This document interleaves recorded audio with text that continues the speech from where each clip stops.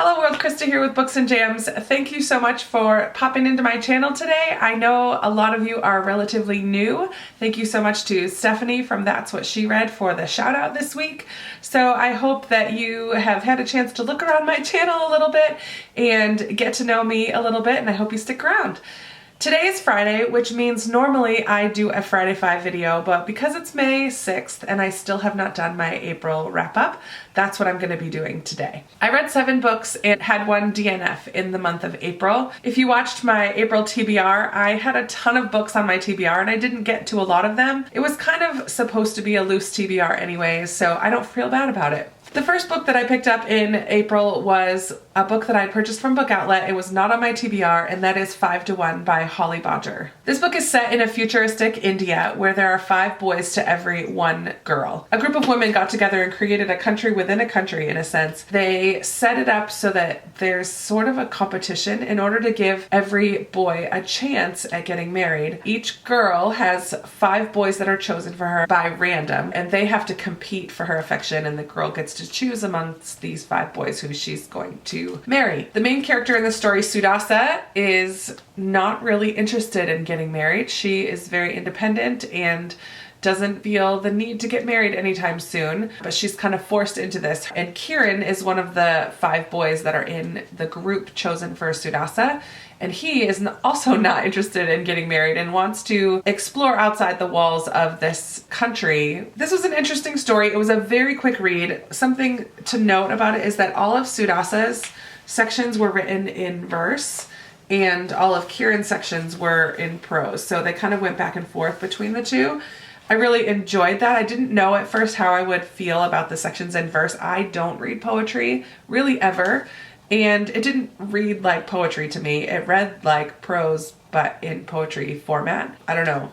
I didn't take a lot of time to really think about it. It just made the book go by much faster. So that was an interesting aspect of that. I'm not exactly sure why that format was chosen for this book. I didn't dislike it. I definitely enjoyed it. The second book that I finished in the month of April was a continuation of my reread of the Anne of Green Gables series, and it was the 3rd book, Anne of the Island.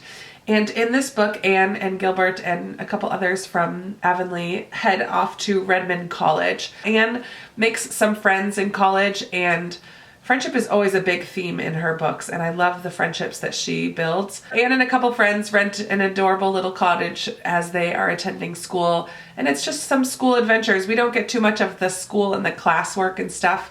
It's more about Anne and her friendships and the relationships that she builds. Of course, some setting, and of course, a little bit of Gilbert at the end. Classic scene that is my favorite scene in the movie is in this book, and that makes me very happy.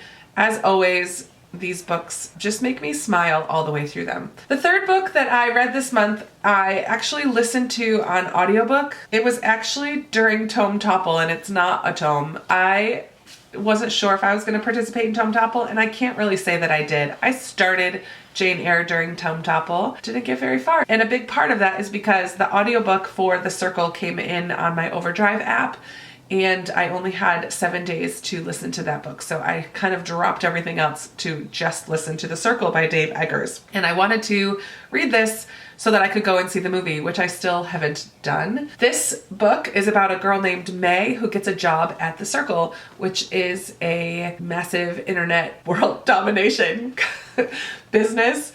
This book is sort of science fiction, sort of dystopian, but it's also very realistic and feels contemporary because you can totally see this stuff happening in the near future. I listened to it on audio, like I said, at an increased speed. That increased speed really added to the intensity of the read for me. I know I've heard of few others who kind of got bogged down with the tech side of things of life at The Circle and all of the things that The Circle is involved with. Because I listened to it at increased speed, I didn't get bogged down in that tech side of things. It was a very quick read for me. It really made me evaluate my online presence and how much I share online. It talks about privacy and the importance or not importance of privacy, and if all knowledge should be shared. This company is kind of like a combination of all of the internet things that we have: Facebook, Twitter, Instagram, even Fitbit, all of that information being online at all times for anyone else to to pay attention to. And value is given or increased the more people who comment and like on your life, basically. It was a really interesting story. It was a little bit harrowing just because it's very potential that this could become futures. I didn't love May as the book went on. I kind of liked her as it started out and she first was getting a job at this company and learning about different things that were going on and the way she questioned things a little bit. But as it went on and as she was kind of manipulated to think in certain ways, I liked her less and less. I just wanted her to buck the system a little bit more than she did. I was disappointed in the relationships that she had outside the circle before she got the job, how those progressed. This book was a good read for me. I really enjoyed it. I'm really looking forward to the movie, which has Tom Hanks and Emma Watson. I recommend the audiobook at increased speed if you're gonna read it, because it really added to the intensity of things that were going on in the book. The next book I read was a children's book that I borrowed from my friend Lisa at Brand New Book Smell. She talked about this book in our Beauty and the Beast tag months ago, and that's when I borrowed the book. I'm sorry, Lisa, but it's coming back because I did finally read it in April, and that book is Tikki Tikki Tembo, which is retold by Arlene Moselle and illustrated by Blair Lent. And this is a Chinese folktale. It's an honor to receive a really long name. It's about two brothers in this family, and one of them is given the name. This is a fun book to do as a read aloud. I'm not going to read the whole book, but his name is called Tikki Tikki Tembo no Sa Rembo Chari Bari Ruchi Pit Peri Pembo, which I probably pronounced totally wrong, but that is the one brother's name, and the other brother's name is Chang, which is kind of not an honored name because it's so short. So the story is that these two boys are playing outside and Chang falls into a well. And so Ricky Tikki Tembo has to go and find help for him. And it's easy because his name is short. He has to climb a hill and get the man with the ladder. And they rescue Chang and have this big celebration. And this is one of my favorite illustrations. I think it's beautiful. They stay away from the well for a little while, but eventually Tikki Tikki Tembo falls into the well and Chang has to go and tell his mother and find the man with the ladder, but he has a hard time because his name is so long. So they do eventually rescue him from the well, but he is sick for a long time after because he was in there for so long. That's the reason why all the children in China now have much shorter names, because of this story, supposedly. So it just was a sweet little children's story. I loved the pictures, bright and engaging and a lot of fun. And now I need to return this to Lisa. The next book I read was Before We Were Strangers by Renee Carlino. This is the story of Matt and Gracie who meet in college, and it is a romance.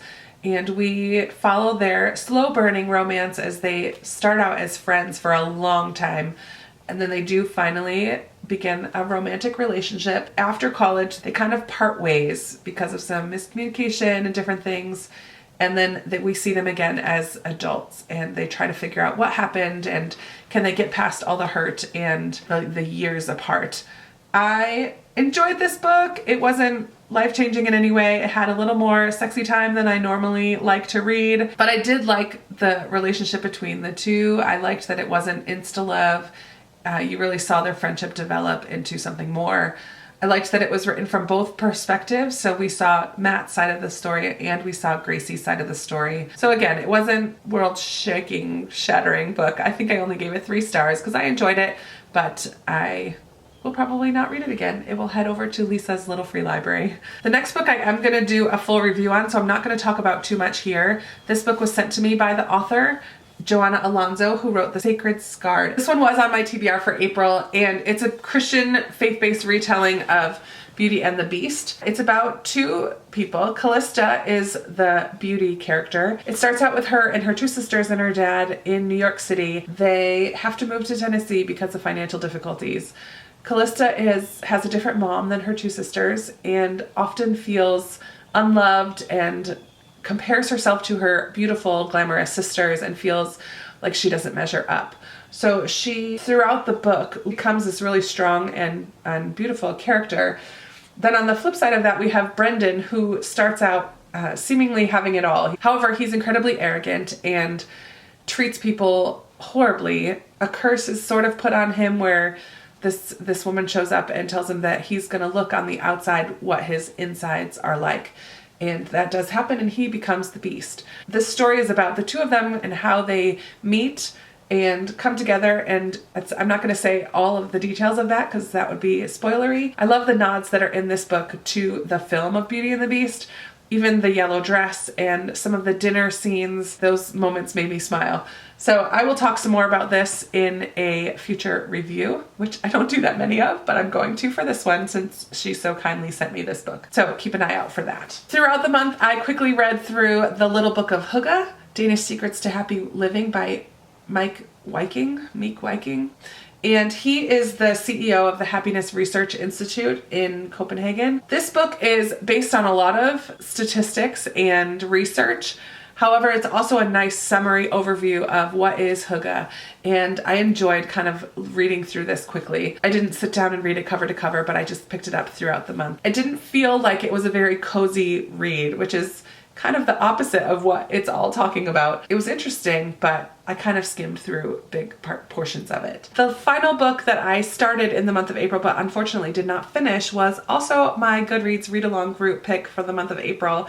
So how sad that I didn't finish it. Big time fail there. And that was Lily and Boxfish Takes a Walk by Kathleen Rooney. A lot of people were recommending this, and I heard a lot of positive things about it on BookTube, so I chose it for the read-along pick for April. Didn't have as many participating as in past months, and a lot of the people participating also didn't really love it, so I'm glad I don't feel alone. This story is about Lily and Boxfish, who is the highest paid marketing executive or something for Macy's. She's now in her 80s, and the book goes back and forth between a New Year's Eve in her 80s as she kind of walks around the city talking to different people, but then other chapters kind of go back and tell her story of how she got to the point where she is currently. I just didn't feel like I cared, honestly. I didn't feel connected to Lily and Boxfish. I feel like she had a good sense of humor. I feel like she could have been a great character. I don't know if because of the way it jumped back and forth between times that it took me out of getting to know her better, or I can't put my finger on what it is that I just didn't like about this book. But I didn't like it. Every time I went to go pick it up, I went to pick up something different instead. I just had no desire to pick it up. I got 120 pages in, so I didn't just give up after the first couple chapters. I kept trying because it was my read-along pick for the month of April, so I wanted to give it a fair shake.